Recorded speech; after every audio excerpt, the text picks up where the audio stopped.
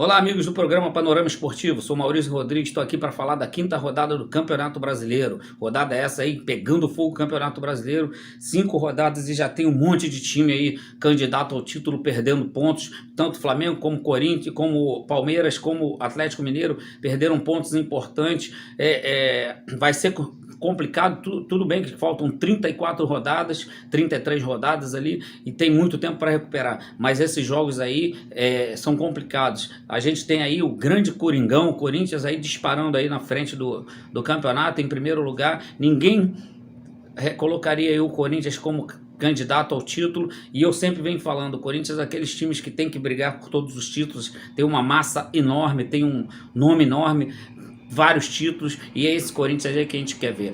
Tem também a polêmica aí do Jorge Jesus, a vinda do Jorge Jesus aqui pro Brasil, para o Carnaval do Rio de Janeiro, gerou muita polêmica. Foi assistir o jogo na casa do ex-presidente do Flamengo, Kleber Leite, durante a semana. Houve aí algumas conversas e foi vazada por o grande comentarista aí, Renato Maurício Prado, mas a gente já fala sobre Renato Maurício Prado, a gente já fala sobre Jorge Jesus, mais lá pro finalzinho do programa. Então, pegando aqui já o gancho, América Mineiro 2, Atlético Mineiro 1. O jogo foi na casa do América Mineiro, mas o mando de campo foi do Atlético. O Galo tá tinha um show no Mineirão, não pôde jogar no Mineirão. O Atlético foi neutralizado ali pelo América. O América soube fazer a marcação. São 3 jogos seguidos. O Wagner Mancini conseguiu dar ali uma consistência melhor pro time do América.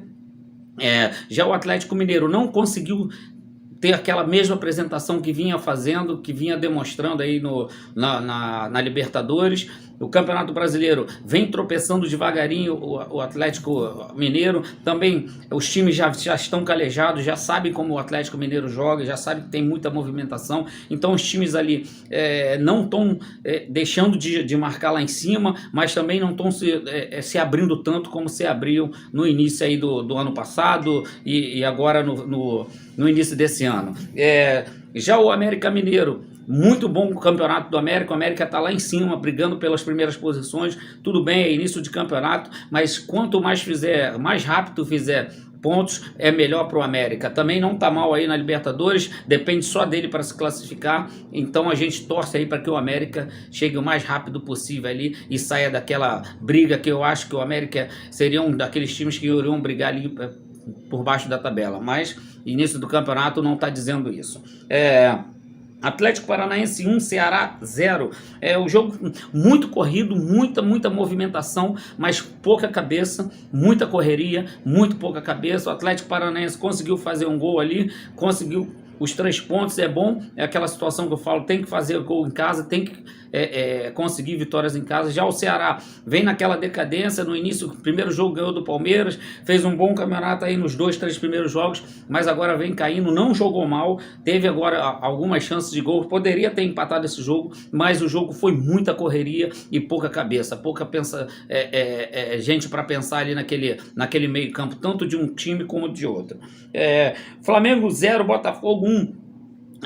O Flamengo criou N oportunidades de gols, poderia ter feito gol, fez até um gol anulado pelo VAR. Sinceramente, é complicado a gente comentar sobre o VAR. Eu falei que eu não sou muito a favor desse VAR, mas tem hora que você tem que chamar, tem situações que você tem que chamar, mas essa é uma situação que sinceramente, eu não sei nem se foi para um impedimento. Eu acho que o Gabigol estava na mesma linha que do zagueiro do Botafogo. Acho que seria válido, mas o VAR é que manda, a CBF é que manda, então são eles que tem que falar. Não foi gol, o Flamengo criou outras chances de gol, uma outra vez criou uma chance de gol. Não é um Flamengo coeso, não é o Flamengo que a gente gostaria de ver. O Flamengo não vem jogando bem. O time do Flamengo é um time muito... a marcação do meio campo do Flamengo é muito frouxa. Muito frouxa, não é aquele time que a gente estava acostumado a ver. O Paulo Souza, ele faz opções que não dá para a torcida entender. Deixou o João Gomes no banco, botou o Andréas para jogar, o Andréas terminando aí o contrato com o Flamengo, indo embora de volta aí para o Manchester United. Ele bota o garoto no banco, que vinha jogando bem, que é um garoto que marca muito ali no meio campo, e bota o Andréas para jogar. Não foi bem, o time do Flamengo não tem muita movimentação. Parece que o Paulo Souza fica esperando aí o Bruno Henrique dar o ar da graça e fazer uma jogada, dar um passe para um gol, que é só o Bruno Henrique que se movimenta ali na frente. Já o Botafogo foi um time, para mim, um time no primeiro tempo muito medroso. No segundo tempo, o Botafogo conseguiu sair mais para o jogo, conseguiu criar chances de gols. Ah, desculpa aqui que tá caindo aqui conseguiu criar chances de gol, fez o primeiro gol, uma falha do Hugo, é outra situação, não sei por que o Diego Alves não joga. O Diego Alves já tem, sei lá, uns 2 meses que não joga. Com a lesão aí do Santos, o Diego Alves poderia ser mais aproveitado. O Hugo ainda está em fase de adaptação no profissional.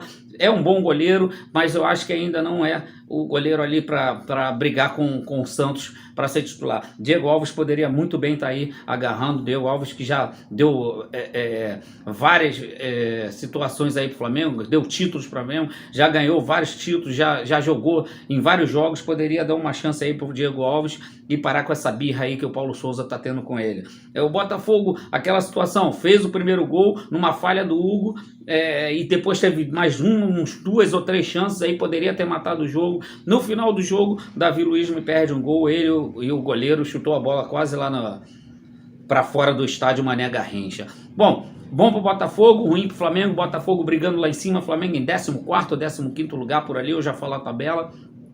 Muito ruim para um time milionário, o time mais caro do futebol brasileiro, em 14º lugar. Não se explica, eu não sei por que o Paulo Souza ainda está lá no Flamengo, mas a gente já vai falar nisso também. Palmeiras 1, Fluminense 1, primeiro tempo muito ruim, teve ali o pênalti que o Palmeiras reclamou, que houve pênalti, mas depois o VAR, tá aí a situação do VAR, entrou, tirou o pênalti do Palmeiras, não foi pênalti realmente, era até um cartão amarelo ali pro jogador do Palmeiras. Primeiro tempo não foi muito bom, segundo tempo já começou bem mais movimentado. A gente já vê aí no time do Fluminense a mão do Fernando Diniz no time do Fluminense, movimentações, jogadas ali ensaiadas com apenas uma semana de treino. Não é igual o Paulo Souza que tá lá 5 meses e não conseguiu fazer o Flamengo jogar.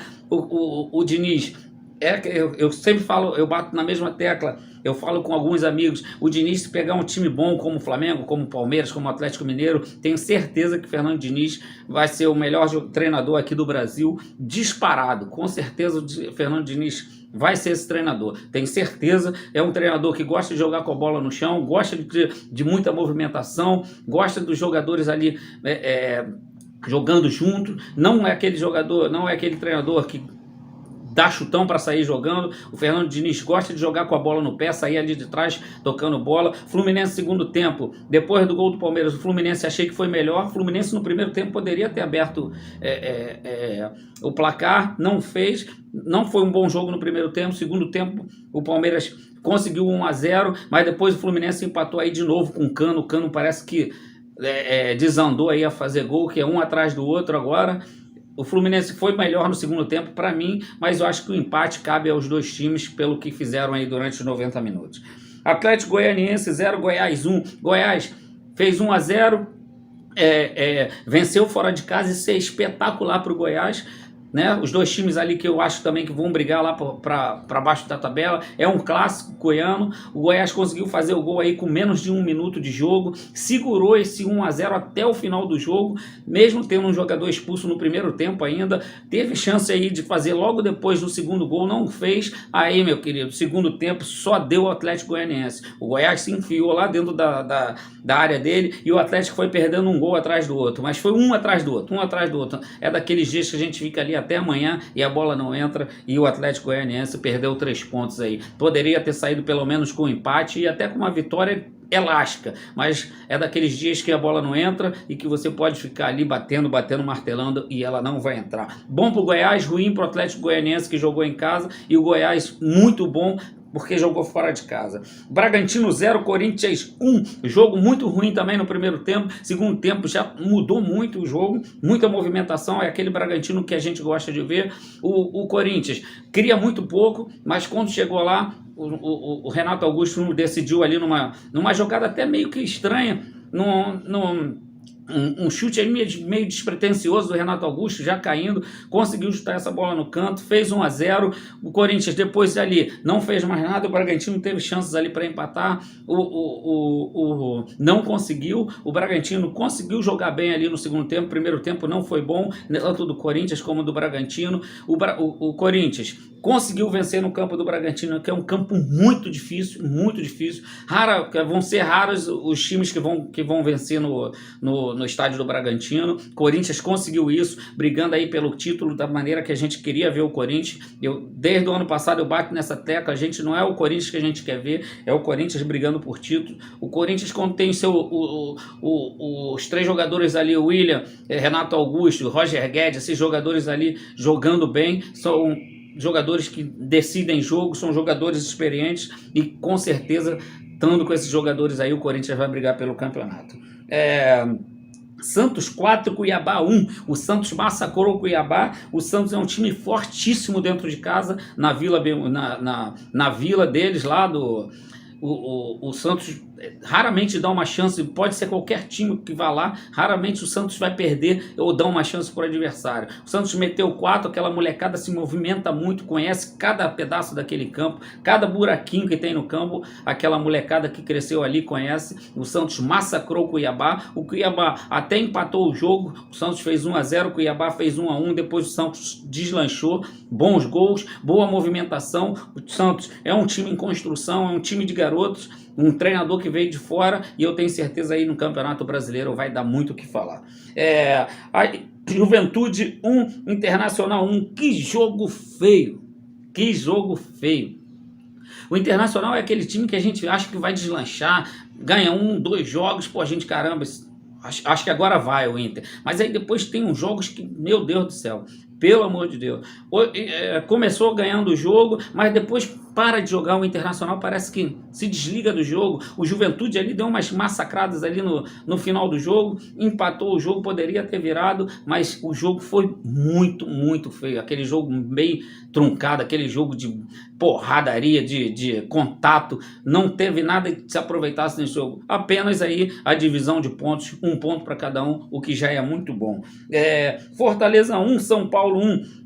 Bom jogo para o Fortaleza, mais uma vez o Fortaleza fez um bom jogo, mas o São Paulo saiu na frente, o São Paulo ele conseguiu se defender bem. Numa jogada o Luciano ali fez um gol, numa movimentação na diagonal, um passe espetacular, o Luciano conseguiu fazer esse gol aí para o São Paulo. Logo depois o Fortaleza estava em cima, criou algumas chances de gol e veio o Pikachu e me faz um golaço daquele no ângulo, colocado.